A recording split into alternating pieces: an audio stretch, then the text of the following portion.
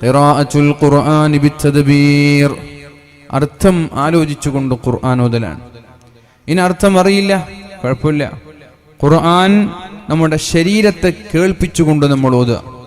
അല്ലെങ്കിൽ ഖുർആൻ ഭംഗിയായി ഓതുന്നത് കോൺസെൻട്രേറ്റ് ചെയ്ത് നമ്മൾ കേൾക്കുക. എന്തൊക്കെയോ പണിയെടുക്കുമ്പോൾ, കിച്ചണിലൊക്കെ പണിയെടുക്കുമ്പോൾ ഒക്കെ കേട്ടാൽ കൂലി തന്നെയാണ്. പക്ഷെ ഖുർആനിൻ്റെ ആയത്തുകളെ മാത്രം ധ്യാനിക്കുന്നത് പോലെ അതിൻ്റെ ആയത്തുകളെ കോൺസെൻട്രേറ്റ് ചെയ്ത് നമ്മൾ കേൾക്കുക, ശരീരത്തെ കേൾപ്പിക്കുക. ഖിറാഅത്തുൽ ഖുർആനി ബിത്തദ്ബീർ, അർത്ഥം ആലോചിച്ചുകൊണ്ട് ഖുർആൻ നമ്മൾ കേൾക്കുകയും അർത്ഥം ആലോചിച്ചുകൊണ്ട് ഖുർആൻ നമ്മൾ ഓതുകയും ചെയ്യുക. അബൂജഹലും അഖ്നസും അബൂ സുഫിയാനും മൂന്നാളുകൾ രാത്രിയായാൽ അള്ളാഹുവിൻ്റെ ഹബീബിൻ്റെ വീടിൻ്റെ പരിസരത്തേക്ക് പോവാറുണ്ട്. അബൂജഹൽ മുസ്ലിമല്ല, അഖ്നസും മുസ്ലിമല്ല, അബൂ സുഫിയാനും മുസ്ലിമല്ല. മൂന്നാളുകളും അള്ളാഹുവിൻ്റെ ഹബീബിൻ്റെ വീടിൻ്റെ സമീപത്തേക്ക് പോവാറുണ്ട്, ആരും അറിയാതെ. എന്നിട്ട് അള്ളാഹുവിൻ്റെ ഹബീബായ നബി തങ്ങൾ രാത്രിയിൽ പരിശുദ്ധമായ ഖുർആൻ ഓതുമ്പോ ആരും കാണാതെ പതിഞ്ഞിരുന്നു ഒളിഞ്ഞിരുന്നു ആ ഖുർആൻ ഇങ്ങനെ കേട്ട് ആസ്വദിക്കാറുണ്ടായിരുന്നു. ആരും കാണാതെ രാത്രിയുടെ യാമങ്ങളിൽ എല്ലാവരും ഉറങ്ങിക്കിടക്കുമ്പോ ഖുർആൻ കേൾക്കാൻ വേണ്ടി അബൂജഹലും അബൂ സുഫിയാനും അഖ്നസ് ഇബ്നു ശരീഖും നബി തങ്ങളുടെ വീടിന്റെ അടുത്തേക്ക് പോയി നബി തങ്ങളുടെ വീട്ടിലേക്ക് ചെവി വെച്ച് ഖുർആൻ കേൾക്കാറുണ്ടായിരുന്നു എന്നാണ്. അത്രത്തോളം മാധുര്യമാണ് ഈ ഖുർആൻ, അത്രത്തോളം സുന്ദരമാണ് ഈ ഖുർആൻ. പ്രിയപ്പെട്ടവരെ, അർത്ഥമറിഞ്ഞാലും അറിഞ്ഞില്ലെങ്കിലും സ്വരമാധുര്യത്തോടുകൂടി ഓതുന്നൊരു ഖുർആനിനെ കേൾക്കാൻ അർത്ഥമറിയാത്തവർക്ക് വരെ മാറ്റങ്ങൾ ഉണ്ടാക്കുന്ന, തഅ്സീറുകൾ ഉണ്ടാക്കുന്ന പദങ്ങളാണ്, ആശയങ്ങളാണ് ഈ ഖുർആനിലുള്ളത്. അങ്ങനൊരു ദിവസം സുബഹയോടടുത്ത സമയത്ത് ഈ മൂന്നാളുകളും പരസ്പരം കണ്ടുമുട്ടുകയാണ്. ആര്? അബൂ സുഫിയാനും അബൂജഹലും അഖ്നസും സുബഹയ്ക്ക് ഖിറാഅത്ത് കേട്ട് തിരിച്ചു പോകുന്ന സമയത്ത് മൂന്നാളുകളും പരസ്പരം കണ്ടുമുട്ടി. അപ്പോൾ ഒരാൾ ചോദിച്ചു, നീ എന്താ ഇവിടെ? ഞാൻ ഖുർആൻ കേൾക്കാൻ വന്നതാ. നീ എന്താ ഇവിടെ? ഞാനും ഖുർആൻ കേൾക്കാൻ വന്നതാ.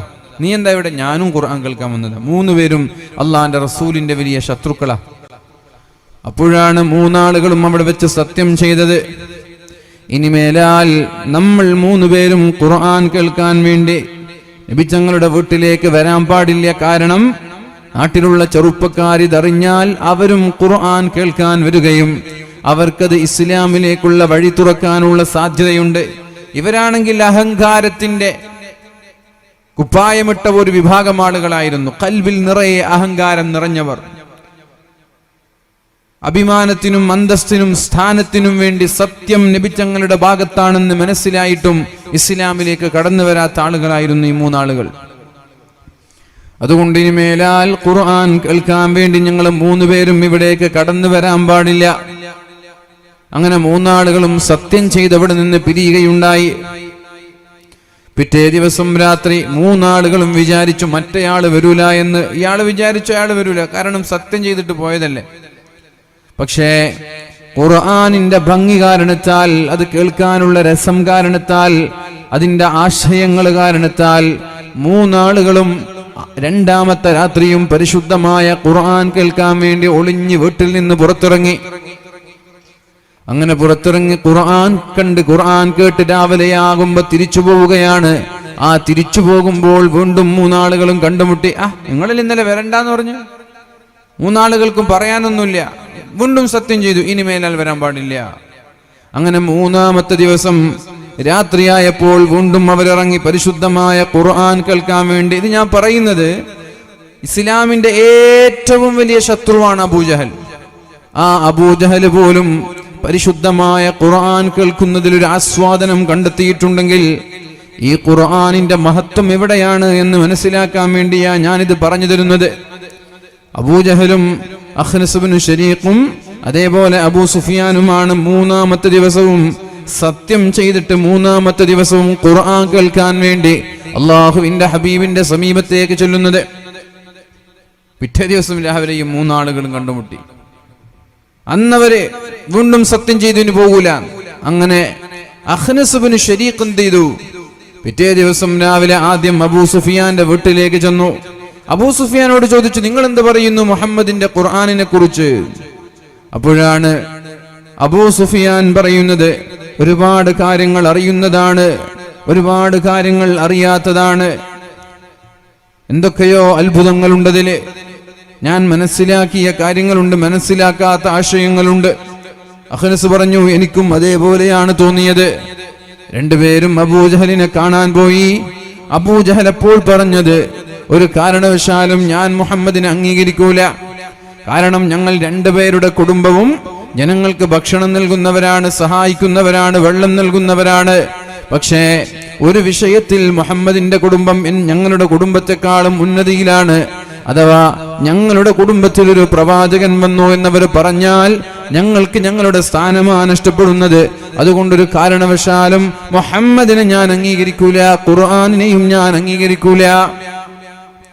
അതാണ് അബൂജഹൽ ഖുർആനിൽ നിന്ന് വിട്ടുനിൽക്കാനുള്ള കാരണം. യുളില്ലു ബിഹി കസീറൻ വയഹ്ദി ബിഹി കസീറാ. ഖുർആൻ കാരണത്താൽ ചില ആളുകൾ നന്മയിലേക്ക് കടന്നു വരുമ്പോ വേറെ ചില ആളുകൾ ഖുർആനിൽ നിന്ന് അകന്നു പോകുമെന്ന് പരിശുദ്ധ ഖുർആനാ നമ്മോട് പഠിപ്പിച്ചത്. ചില ആളുകൾ ഖുർആനിലേക്ക് അടുക്കും, ചില ആളുകൾ ഖുർആനിൽ നിന്ന് മാറി നിൽക്കും.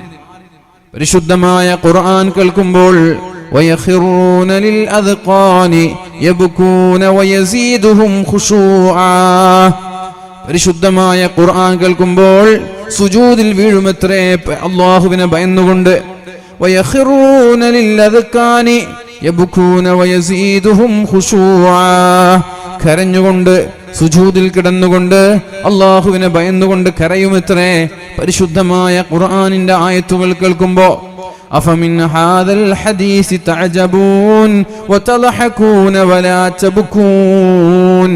അല്ലാഹു തആല പരിശുദ്ധമായ ഖുർആനിനെ കുറിച്ച് ആലോചിച്ച് കരയാത്ത ആളുകളെ വിമർശിക്കുകയും ഖുർആനിനെ കുറിച്ച് ആലോചിച്ച് കരയുന്നവരെ പുകഴ്ത്തുകയും അല്ലാഹു തആല ചെയ്തിട്ടുണ്ട്. എത്രയോ സ്ഥലങ്ങളിൽ ഖുർആനിന്റെ ആയത്ത് കേട്ട് കരയുന്ന ആളുകളെ, ഖുർആനിന്റെ ആയത്ത് കേട്ട് അതിൽ അത്ഭുതത്തോടുകൂടി അള്ളാഹുവിനെ കുറിച്ച് ചിന്തിക്കുന്ന ആളുകൾ, അത്തരം ആളുകളെ അല്ലാഹു തആല ബഹുമാനിക്കുന്നുണ്ട് ഖുർആനിൽ.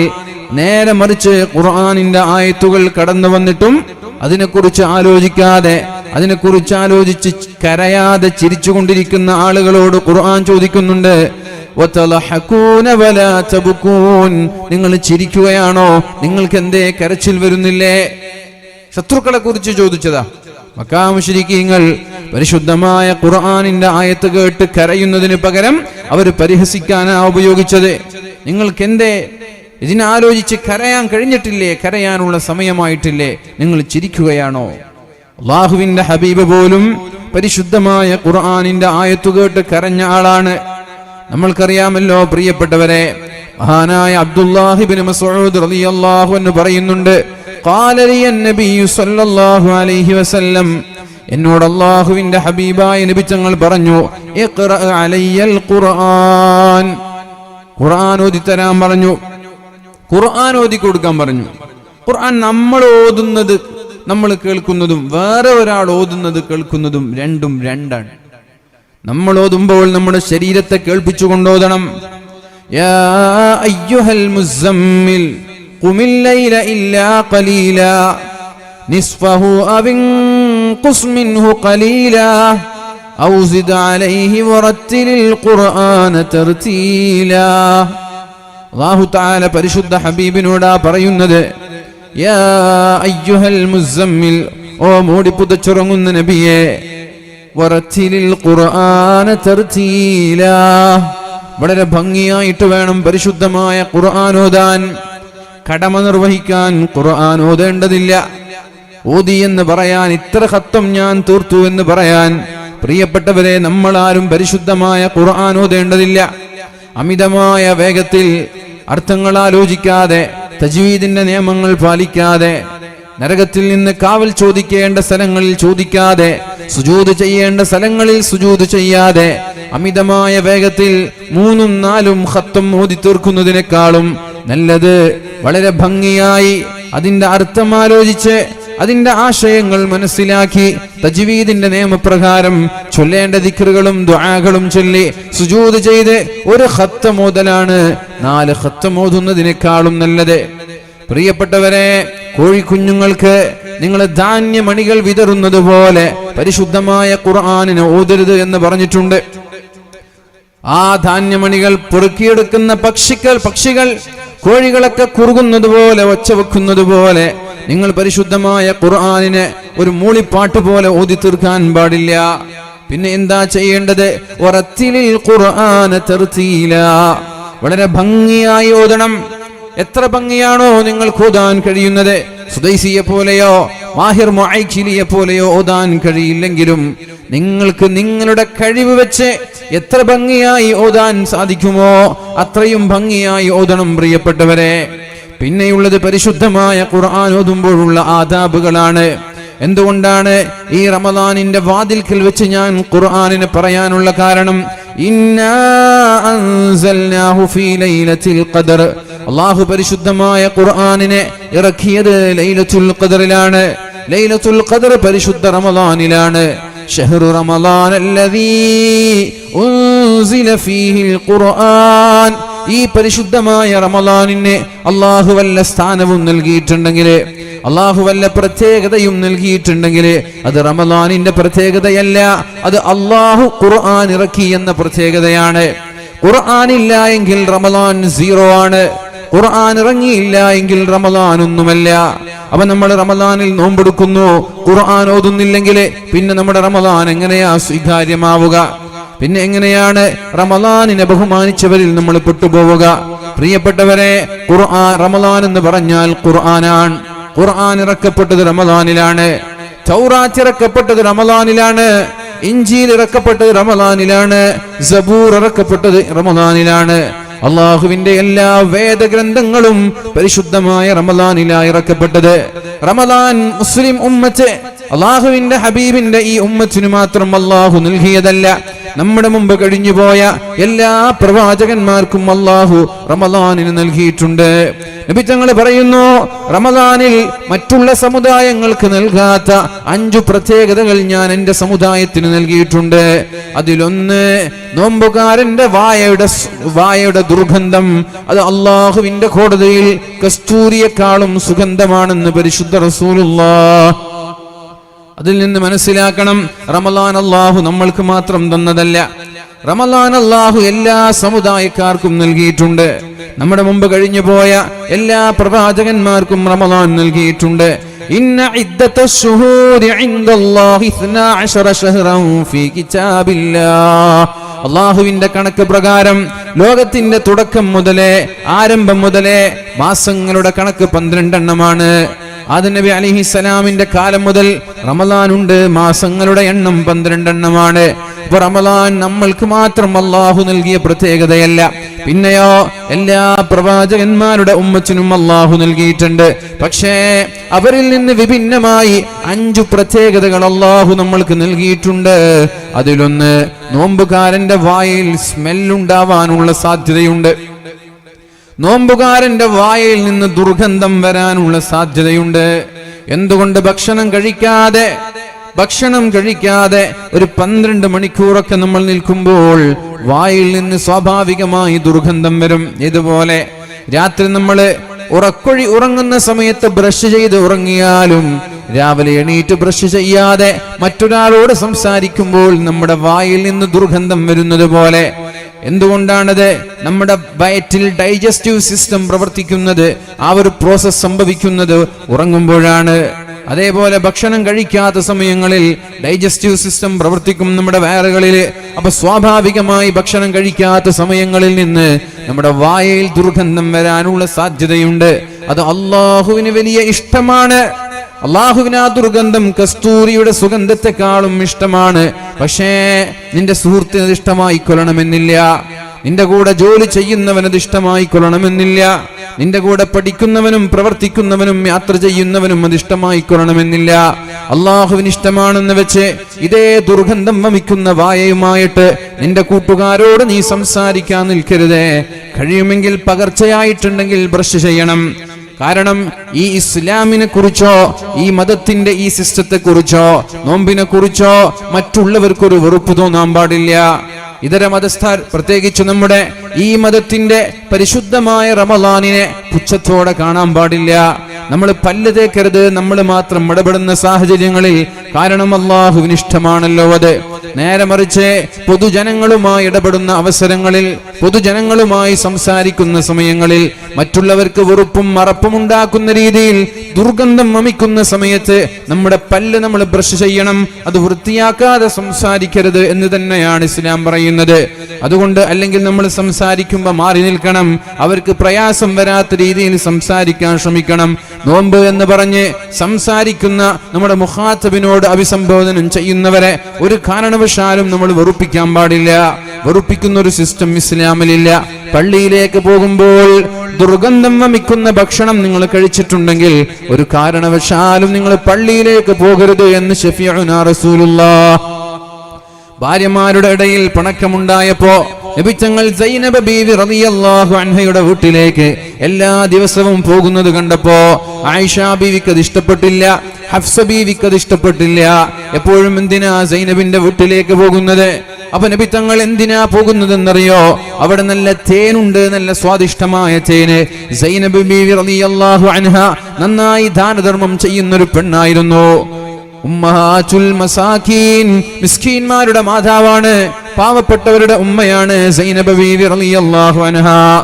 നന്നായി ദാനധർമ്മം ചെയ്യുന്ന ആളാണ്, ഉദാരമതിയായിരുന്നു. അങ്ങനെ മഹതിയായ സൈനബ് ബീവി റളിയല്ലാഹു അൻഹ എപ്പോഴും നബി തങ്ങൾക്ക് തേന് കൊണ്ടുവന്ന് വെക്കാറുണ്ടായിരുന്നു. നബി തങ്ങൾ അത് കുടിക്കാൻ വേണ്ടി പോകുമ്പോ മറ്റുള്ള ഭാര്യമാർക്ക് ചെറിയൊരു അസൂയയുണ്ടായി. അത് നിർത്തണം, ഇനി മേലാൽ ആവർത്തിക്കാൻ പാടില്ല. കാരണം നബി തങ്ങൾ സ്ഥിരമായി അവിടെ പോയി തേന് കുടിച്ചാൽ ഞങ്ങളോടുള്ള ഇഷ്ടം കുറയുമോ എന്ന ആശങ്കയായിരുന്നു മറ്റുള്ള ഭാര്യമാർക്ക്. അപ്പോഴാണ് മഹതിയായ ആയിഷ ബീവി റളിയല്ലാഹു അൻഹയും ഹഫ്സ ബീവി റളിയല്ലാഹു അൻഹയും കൂടി പദ്ധതിയിടുന്നത്. നബി തങ്ങൾ വന്നാൽ മൂക്ക് പൊത്തിയിരിക്കണം, സംസാരിക്കുമ്പോൾ മൂക്ക് പൊത്തിയിരിക്കണം. എന്തോ വായിൽ നിന്ന് ദുർഗന്ധം വരുന്നത് പോലെ, വായിൽ നിന്ന് നാറ്റം വരുന്നത് പോലെ നിങ്ങൾ മൂക്ക് പൊത്തി മാറി നിൽക്കണം. പറഞ്ഞതുപോലെ രണ്ടുപേരും അങ്ങനെ ചെയ്തു. അപ്പൊ നബി തങ്ങൾ പറഞ്ഞു, എന്താ പ്രശ്നം? അപ്പൊ പറഞ്ഞു, വായിൽ നിന്ന് ദുർഗന്ധമുണ്ട് എന്ന രീതിയിൽ രണ്ടുപേരും അഭിനയിക്കുകയാണ്. അപ്പൊ നബി തങ്ങളോട് ചോദിച്ചു, നിങ്ങൾ എന്തെങ്കിലും കഴിച്ചിട്ടുണ്ടോ? പറഞ്ഞു, അതെ, സൈനബിന്റെ വീട്ടിൽ നിന്ന് ഞങ്ങൾ തേന് കഴിച്ചിട്ടുണ്ട്. അപ്പോഴാണ് മറ്റുള്ള ഭാര്യമാര് പറയുന്നത്, എന്നാൽ ആ തേനിൽ എന്തോ ദുർഗന്ധമുണ്ട്, അത് ഇന്നാലിന്ന ചെടിയിൽ നിന്ന് ഉണ്ടാക്കിയ തേനാവാൻ സാധ്യതയുണ്ട്. അതുകൊണ്ട് നിങ്ങൾ സംസാരിക്കുമ്പോൾ അതിന്റെ അടയാളം നിങ്ങളുടെ സംസാരത്തിലൂടെ കാണുന്നുണ്ട്. ഉടനെ തന്നെ അള്ളാഹുവിന്റെ ഹബീബ് സത്യം ചെയ്തു, വല്ലാഹി, അള്ളാഹുവാണ്, ഇനി മേലാൽ ഞാൻ ആ തേന് കുടിക്കൂല എന്ന് പരിശുദ്ധ റസൂലുള്ളാഹ്. പരിശുദ്ധ റസൂൽ സത്യം ചെയ്തിട്ട് പറഞ്ഞു, ഇനി മേലാൽ ഞാൻ സൈനബിന്റെ വീട്ടിൽ പോയി ആ ഒരു തേന് കുടിക്കൂല. ആയിഷ ബീവിയുടെയും ഹഫ്സ ബീവിയുടെയും ഉദ്ദേശം പൂർത്തിയായില്ലയോ? സത്യത്തിൽ അവിടെ ദുർഗന്ധമുണ്ടായില്ല. പക്ഷെ നബി തങ്ങള് ഞാൻ കാരണം മറ്റൊരാൾക്ക് പ്രയാസമുണ്ടാകുന്നത് നബി തങ്ങൾക്ക് ഇഷ്ടമല്ല. അതുകൊണ്ട് തന്നെയാണ് നബി തങ്ങൾ പറഞ്ഞത്, ലാ യഖ്റുബന്ന മസ്ജിദനാ, ദുർഗന്ധം വമിക്കുന്ന വായയുമായിട്ട്, ദുർഗന്ധം വമിക്കുന്ന വസ്ത്രവുമായിട്ട്, വിയർത്തിട്ട് വിയർപ്പിന്റെ ദുർഗന്ധമുള്ള ആ വസ്ത്രവുമായി നിങ്ങൾ ജനങ്ങളെ ബുദ്ധിമുട്ടിക്കുന്ന രീതിയിൽ സീസർ വലിച്ചുകൊണ്ട്, പുക വലിച്ചുകൊണ്ട്, വായ വൃത്തിയാക്കാതെ ആ പുകയുടെ സ്മെല്ലുമായി ദുർഗന്ധവുമായിട്ട് എന്റെ പള്ളിയിലേക്ക് നിങ്ങൾ വരരുത് എന്ന് അല്ലാഹുവിന്റെ ഹബീബ് പറഞ്ഞത് വെറുതെയല്ല. പ്രിയപ്പെട്ടവരെ, ഉടനെ തന്നെ പരിശുദ്ധമായ ഖുർആനിൽ ആയത്തിറങ്ങി, യാ അയ്യുഹൻ നബി, അല്ലയോ പ്രവാചകരെ, ലിമ തുഹല്ലിമു മാ അഹല്ലല്ലാഹു ലക്, എന്തിനാണ് അല്ലാഹു ഹലാലാക്കിയതിനെ നിങ്ങൾ ഹറാമാക്കുന്നത്? തേൻ അല്ലാഹു ഹലാലാക്കി തന്ന വസ്തുവല്ലയോ? നിങ്ങളുടെ ഭാര്യമാരിൽ ചില ആളുകളുടെ തൃപ്തിക്ക് വേണ്ടി, ചില ആളുകളുടെ ഇഷ്ടത്തിന് വേണ്ടി അള്ളാഹു ഹലാലാക്കിയതിനെ എന്തിനാണ് നബിയെ നിങ്ങൾ ഹറാമാക്കുന്നത് എന്ന് ആയത്ത് വരെ പരിശുദ്ധമായ ഖുർആനിൽ ഇറങ്ങിയിട്ടുണ്ട് സഹോദരങ്ങളെ. അപ്പൊ ഞാൻ പറയുന്നത്, പരിശുദ്ധമായ റമളാനിൽ നോമ്പ് നോറ്റതിന്റെ പേരിൽ നമ്മുടെ വായിൽ നിന്ന് ദുർഗന്ധമുണ്ടാകും. നമ്മളുമായി ഇടപെടുന്ന സാഹചര്യങ്ങളിൽ ആ ദുർഗന്ധമായിക്കോട്ടെ അള്ളാഹുവിന് ഇഷ്ടമുള്ളതല്ലേ? പൊതുജനങ്ങളുടെ ഇടയിലേക്ക് ഇറങ്ങുമ്പോ പ്രത്യേകിച്ച് ഇതര മതസ്ഥരുമായി അല്ലെങ്കിൽ മറ്റുള്ള ജോലിയുടെ സമയങ്ങളിൽ അവർക്ക് പ്രയാസമുണ്ടാക്കുന്ന രീതിയിൽ നമ്മുടെ സംസാരം നമ്മൾ സംസാരിക്കാൻ പാടില്ല. ഒന്നുകിൽ നമ്മൾ ഒരൽപ്പം മാറി നിന്ന് ഇതിന്റെ പ്രയാസം സംസാരിക്കുന്ന അഭിസംബോധനം ചെയ്യുന്ന ആളുകൾക്ക് പ്രയാസം വരാത്ത രീതിയിൽ അവരോട് സംസാരിക്കണം. അപ്പോൾ അല്ലാഹു തആല പറഞ്ഞത് മറ്റുള്ള സമുദായത്തിന് നൽകാത്ത 5 പ്രത്യേകതകളിലൊന്ന് നോമ്പുകാരന്റെ ദുർഗന്ധം അല്ലാഹുവിന്റെ കോടതിയിൽ അത് മിസ്കിനെക്കാളും കസ്തൂരിയെക്കാളും സുഗന്ധമുണ്ട് എന്ന് ശഫീഉനാ റസൂലുള്ളാഹി. രണ്ടാമതായി പറഞ്ഞത് രാവിലെ മുതൽ വൈകുന്നേരം വരെ, സുബഹി മുതൽ വൈകുന്നേരം വരെ കോടാനക്കോടി മലക്കുകൾ നോമ്പുകാരന് വേണ്ടി അള്ളാഹുവിനോട് ദുആ ചെയ്യുമത്രേ. അള്ളാഹുവേ, ഇയാൾക്ക് നീ പുറത്തു കൊടുക്കണേ അല്ലാ. ആർക്ക്? മൻ സ്വാമ റമളാന ഈമാനം വഹ്തിസാബാ, ആരാണോ അള്ളാഹുവിന്റെ പ്രതിഫലം ആഗ്രഹിച്ചുകൊണ്ട് നോമ്പെടുക്കുന്നത്. കടമയ്ക്ക് വേണ്ടി നോമ്പെടുക്കുന്നവരല്ല. പ്രിയപ്പെട്ടവരെ, നോമ്പെന്ന് പറഞ്ഞാൽ മഹാനായ ജാബിർ റളിയല്ലാഹു അൻഹു പറഞ്ഞിട്ടുണ്ട്, നോമ്പെന്ന് പറഞ്ഞാൽ നിന്റെ കണ്ണിന് വേണം നോമ്പ്, നിന്റെ ചെവിക്ക് വേണം നോമ്പ്, നിന്റെ നാവിന് വേണം, നിന്റെ കൈകാലുകൾക്ക് വേണം നോമ്പ്. പട്ടിണി കിടന്നാൽ നോമ്പാവൂല എന്ന്. അപ്പൊ അള്ളാഹുവിന്റെ പ്രതിഫലം ആഗ്രഹിച്ചുകൊണ്ട് കണ്ണിനും ചെവിക്കും നാവിനും കൈകാലുകൾക്കും നോമ്പ് നൽകുന്ന നോമ്പുകാരൻ, ആ നോമ്പുകാരന് വേണ്ടി ആകാശലോകങ്ങളിൽ നിന്നുള്ള സർവ്വമാലാഖമാരും ദുആ ചെയ്യുമത്രേ. അല്ലാഹുവേ, ഇയാൾക്ക് നീ പുറത്തു കൊടുക്കണേ അല്ലാ. രാവിലെ മുതൽ വൈകുന്നേരം വരെ അവർ നമ്മൾക്ക് വേണ്ടി പ്രാർത്ഥിക്കുമെന്നാണ്, നമ്മൾക്ക് വേണ്ടി ഇസ്തിഗ്ഫാർ ചെയ്യുമെന്ന് ശഫീഉനാ റസൂലുള്ളാഹ്. മറ്റുള്ള സമുദായങ്ങൾക്ക് ആർക്കും നൽകാത്ത പ്രത്യേകതയാണിത്. മൂന്നാമതായി നബിച്ചങ്ങൾ പറഞ്ഞു, നോമ്പുകാരായ ആളുകൾക്ക് വേണ്ടി അള്ളാഹു നൽകുന്ന പ്രത്യേകമായ സംവിധാനം റമളാനായാൽ പിശാചുക്കളെ കെട്ടിയിടുമെന്നാണ്. പിശാചുക്കൾ ലോകത്തിന്റെ തുടക്കം മുതലേ, ഈ ഭൂമിയുടെ ആരംഭം മുതലേ അള്ളാഹുവിനോട് ചോദിച്ചു വാങ്ങിയ ഒരു വരമുണ്ട്. അള്ളാഹുവേ, റബ്ബി അൻളിർനി ഇലാ യൗമി യുബഅസൂൻ, അള്ളാഹുവേ, ഖിയാമത്ത് നാൾ വരെ ജീവിക്കാൻ എനിക്ക് അവസരം നൽകണം അല്ലാഹ്.